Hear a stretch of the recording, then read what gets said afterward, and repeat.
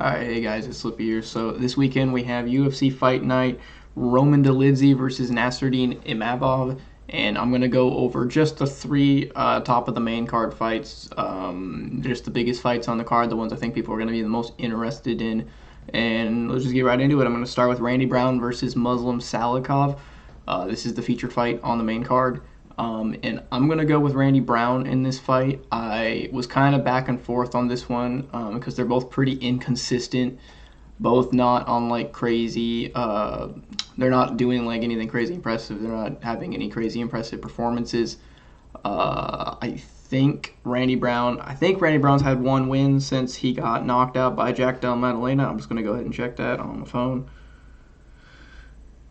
Yeah, he had one win against Wellington Turman by decision, but before that he wasn't knocked out by JDM. He was knocked down and then submitted. He's not on like a streak or anything, but like I said, both of these guys very inconsistent. The reason I'm going with Randy Brown is mostly because Muslim Salikov is getting a bit older. He's been knocked out a couple times now, multiple times. He hasn't had that many impressive performances. And I think that Randy Brown, with his really rangy boxing, is going to be able to stick to the jab and stick to the 1-2 like he always does and just play that distance game against Muslim Salikov and not get knocked out. You know, he was able to get by Chaos Williams, who's a big power puncher. He's able to get past these guys with knockout power, with his range and his like elusiveness, if you would call it that. It's not top level elusiveness, but it's there. Yeah, I don't see him getting a finish or anything on Muslim Salikov. It's possible, but I don't think it'll happen. Randy Brown's not known for getting crazy finishes. I think he'll just kind of point fight his way to a decision. I don't want to say point fight. I'm not saying he's going to like intentionally point fight, you know, and just flick the jab out, flick a leg kick out or anything like that. I think he'll go for it, and I think he'll rack up quite a few significant strikes, but he's just going to win on the scorecards by landing more shots.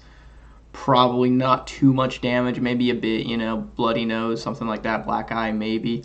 Muslim Salikov is probably going to go for a lot of spinning kicks and hooks, and I don't see most of them landing on Randy Brown. If he does land a kick on Randy Brown, you know, a head kick, wheel kick, heel kick, whatever, spinning back kick, he could do some serious damage and he might be able to get a finish by knockout, but I'm not banking on that. I'm going to go with Randy Brown by 29-28 decision. Moving on up the card, we got Renato Moicano versus Drew Dober. I was going back and forth on this one as well. I'm a big Drew Dober fan. I'm also a big Moicano fan. I like Drew Dober a lot, and he's a really good fighter. He's got good boxing. I think I'm going to go with Moicano, though. I think Moicano can be competitive with Drew Dober on the feet. Drew Dober doesn't usually dominate people on the feet. He gets hit a lot. He has power, and he's got a great chin, and he has good, tight boxing. And he's a veteran. He knows how to get past guys. He got tuned up pretty bad by Bobby Green before knocking him out. Like, he was getting lit up in that fight pretty bad. He got knocked out by Matt Frevola, but he was able to, you know, rally out of a really dangerous situation against Terrence McKinney and get the finish on him. He put up some resistance against Islam Makhachev, you know, more than a lot of the guys in the top 10 have so far. He put up more resistance than Oliveira did, so that's something. But Moicano, I just feel like Moicano, he can strike with him, he can land good shots, and at this point, Drew Dober's been knocked out by Frevola, and I'm sure his chin isn't gone, but it worries me. And Moicano does have enough power to knock people down or to, you know, hurt them. And he has the grappling advantage, I think, by quite a bit. Drew Dober's not known for his grappling. That's kind of always been his big hole. He doesn't have the best jiu-jitsu. And I could see Moicano hurting him, maybe dropping him, but more so probably just rocking him a little bit. Shooting a takedown. Maybe he doesn't get the takedown, but he gets him up against the fence. Drew Dober stuffs the takedown, but Moicano kind of slips around, gets his back, jumps on his back, and gets a rear naked choke. I kind of feel like that's what's going to happen in this fight. I'm going to go with Renato Moicano by a second round submission, and I'm going to go with a rear naked choke. I could be very wrong. If that doesn't happen, then I'd probably pick Drew Dober by TKO or KO, because Moicano doesn't have the best chin. He's been knocked out quite a few times, and Drew Dober definitely has the power to do it. But I'm trusting in Moicano on this one, second round submission. And for the main event, Roman Dolidze versus Nasruddin Imavov. I'm very confident in Nasruddin Imavov being able to get this one done.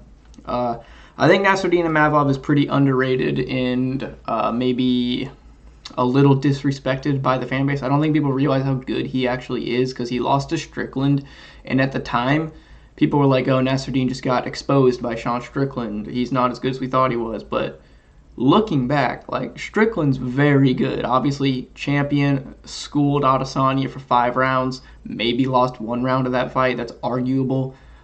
Really great fight with Dricus. Most people think he won. I think it's a coin toss. It could go to either guy. But if anybody deserved to win, I was personally leaning towards Strickland. But I don't think you can definitively say either guy won that fight. Strickland's really good. He beats most guys. Like he's probably the best middleweight in the world. It's either him and Dricus right now. I don't think Adesanya's really in the mix anymore. I don't think he's well-rounded enough. I picked Strickland and Dricus to both beat him. Anyways, I'm kind of getting off track with those guys. We're talking about Imavov. Imavov's performance against Strickland, he lost the fight decisively. It was on short notice, and he did a really good job, honestly. Looking back, when you think about how good Strickland is, his striking is really slick. His movement is good. He has good power. He's got good pop in his shots. He has good head movement, good footwork. He's fast. He was able to school Joaquin Buckley for 2 rounds. He had a rough 3rd round, if I remember right. He was completely schooling Chris Curtis on the feet, and Chris Curtis is not, he's not the best of the best, but he's a good fighter. And he had nothing for Imavov. He ended up basically giving up from an eye poke. Imavov's really good.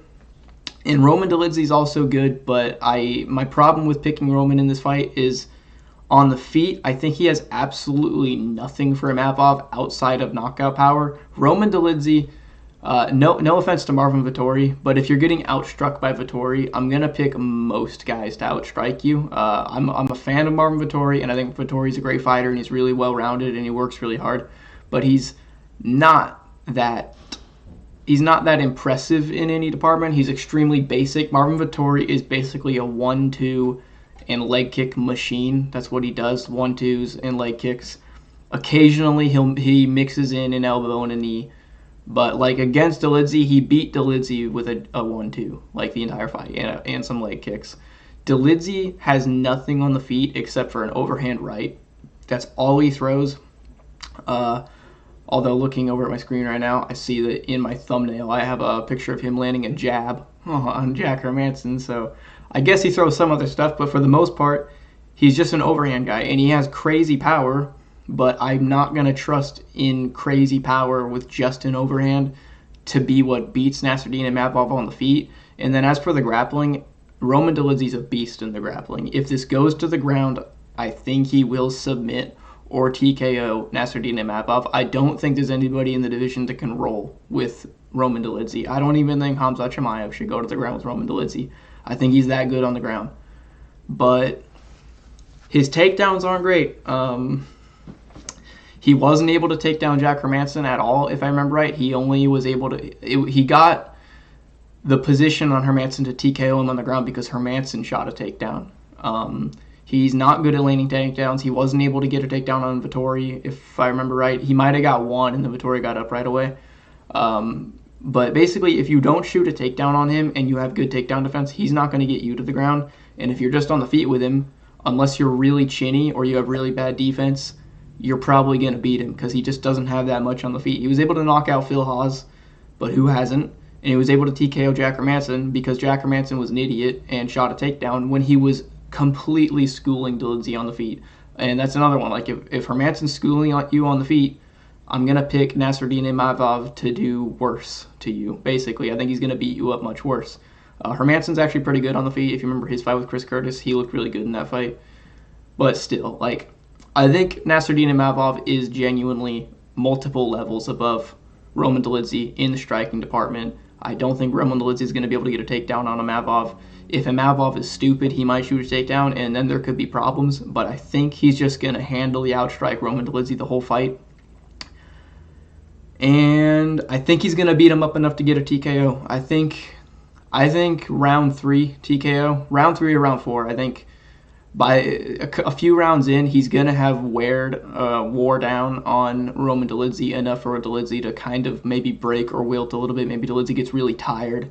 His face is busted up. He's in a lot of pain. He's eating a lot of body kicks, a lot of leg kicks, a lot of jabs to the face. He might eat a knee to the face at some point. If he shoots a takedown, a knee to the face is very possible from Nasruddin Imavov. He could land that knee. So yeah, I'm going to go with Nasruddin Imavov getting a TKO, standing TKO against the cage in round 4. That's what I'm going to go with. So, yep. Let me know what you guys think of the fights in the comments below. If you liked the video, hit the like button, all that YouTube stuff. And I'll talk to you guys later. Have a good one.